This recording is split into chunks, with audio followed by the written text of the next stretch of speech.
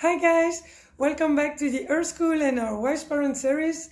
Today I'm going to speak about the representational systems. And hopefully I won't have to say that word too often because it's really hard for me to say it. Representational systems. So do you guys know what it is?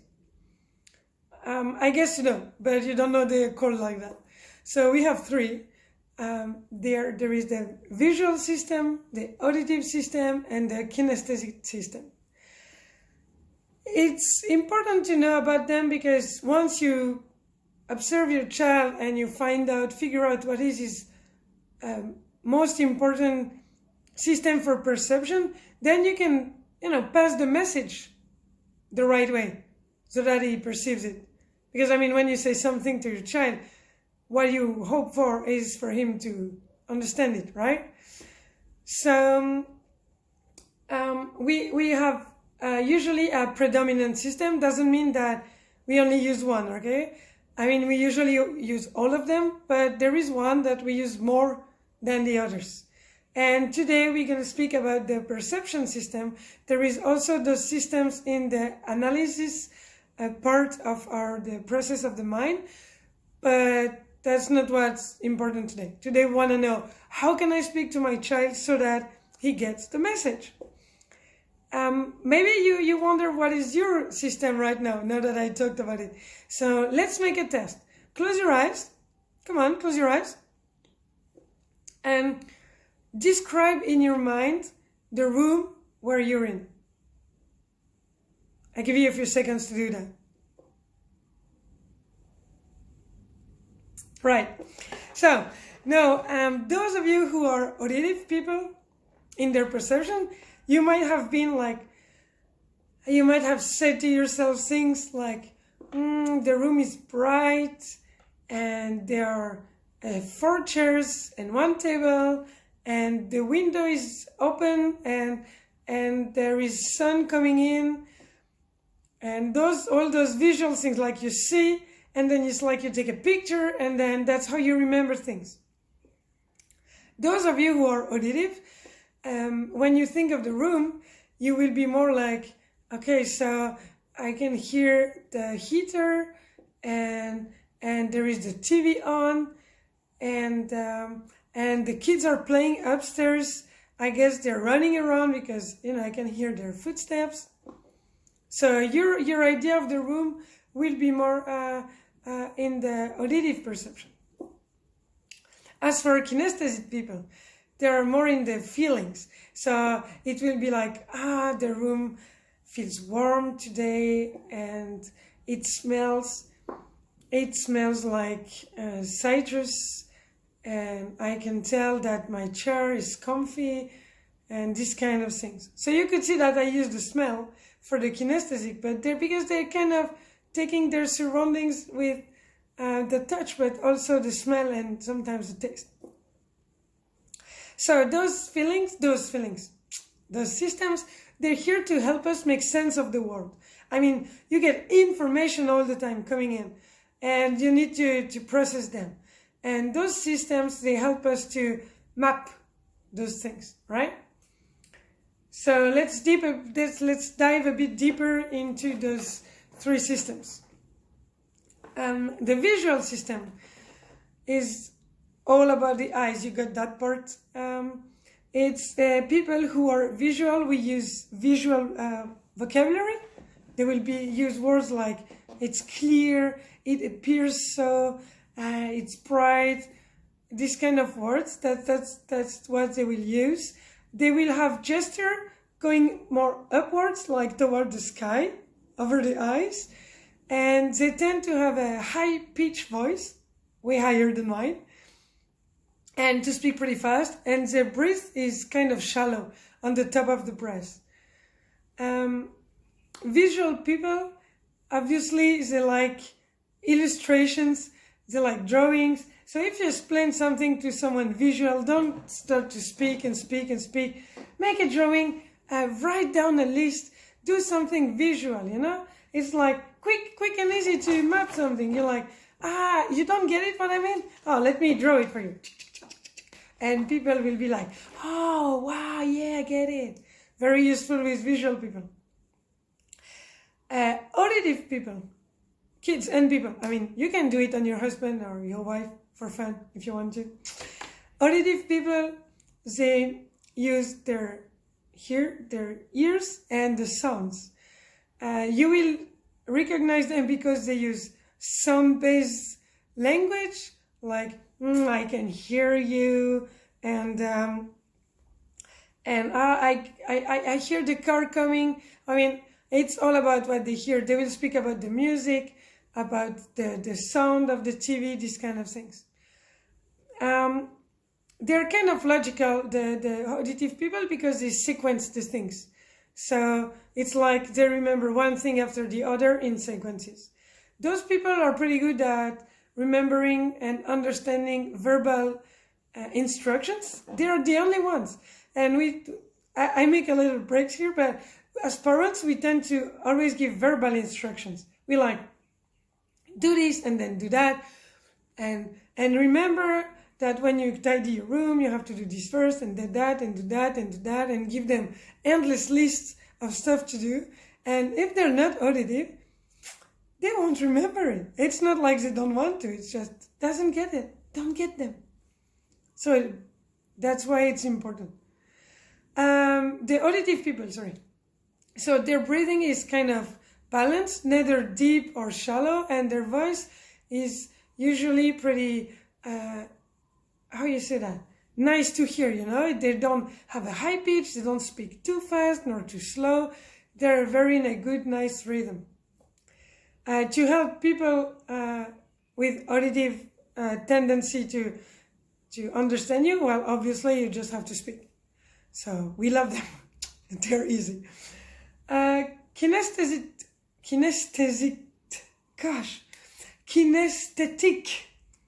In French it's kinesthetic. So I keep saying it in French, but in English it's kinesthetic. So kinesthetic people, in their perception, will use their body to understand, to feel. They feel. That's their thing. I'm kinesthetic. You can tell because of my low, deep voice, because I speak not so fast, because I use my hands at my heart level all the time, and I always dig into my feelings, so I have a tendency to look down and be like, yeah, and, you know, dig into my feelings, and it takes time for me to come up with an answer, because I have to dig, and feelings are less accessible than visual memories or sounds memories. Those kinesthetic people, they like the touch. So when you want to give a message to a child who's kinesthetic, don't hesitate to touch them at the important moment of the transmission. You know, it's like when you have the important point, touch them. God, they're going to remember that so well if you touch them at the same time. And also they need hands-on activities. So they're not going to learn, let's say you want them to learn French words. For the visual, he will see the paper with the words. He will be like, okay, blah, blah, blah, blah, blah. Oh, take a picture and then get back to this picture and try to remember them. The auditive person, he will have to speak the words to himself and then, you know, remember the sounds, the music of it, and this is how it works. The kinesthetic, it needs a movement. So, like, let's say for vocabulary, what works well would be to write them, because when you write, you have the movement, and then you can walk and keep saying them to you while walking. So you have either the take a picture, either the remember the sounds of it, or either the movement. That's the three main systems for perceptions, and how you use it with your kids. There is a trick to kind of, because you know you're gonna have to find out how your kids perceive. Is he auditive or visual or kinesthetic? To know that, you can be attentive to the language he uses, what kind of words he uses. As I said, we all have our vocabulary. Like kinesthetic, they will be like, feel or grasp or to grab, because we are always into the move. And if the child is more speaking with sounds words, or if more with visual words, like I see, like let's say somebody is like, I see what you mean, or I hear what you mean, or I can feel what you mean. See what I mean? That's it. And we use the eyes. I'm sure you have seen that. This is a very professional drawing. I mean, it takes me ages to do this kind of things. No, I didn't want to lose, like 1 hour to make it on the computer, and then we don't know how to put it in the video anyway. So I just decided that you would have my smiley. So the idea is whatever you remember, it's going to be on the left. So when your eyes go to the left, that means you're remembering. If your eyes go to the right, it means you're creating. Let's say I ask you to come up with an answer or a solution, you will go to the right. If I ask you to tell me what you had for breakfast, you will go to the left. But some people are the other way around, like me. So I'm going to show you on me, but it's not a very good example because I'm reversed. Usually left-handed people are reversed. So now what we have, sorry, my daughter tried to come in. So what we have is that the visual people will have the eyes who go up. So let's say I want to remember something and it has a lot of visual in it. Like, can you describe the room of your childhood? I will go right instead of left because I'm inverse, but I will be like, so my room had a brown carpet and I had a tiny balcony, and my bed was kind of on the stage. Okay? So this is visual memory. I will put it nicer in the Wise Parents Facebook group so you can upload it and try ask your kids questions and see what he answers. Right? So visual, ask them about memories. Visual will be up there with their eyes. Auditive, their eyes stay there and kind of lost because they try to remember they speak to themselves actually. So it will be like, if you ask an auditive person to describe his morning or what he did when he woke up, the auditive person will turn his eyes to the left because he remembers. Let me cheat and do it, like go to the left, and then he will speak to himself. He will be like, yeah, so I woke up and blah, blah, blah, and then he will tell you. So auditive, straight. It's hard for me to mimic and give example because I am so not auditive. I'm kinesthetic and visual. Absolutely not auditive. And the kinesthetic people, they will dive into their feelings.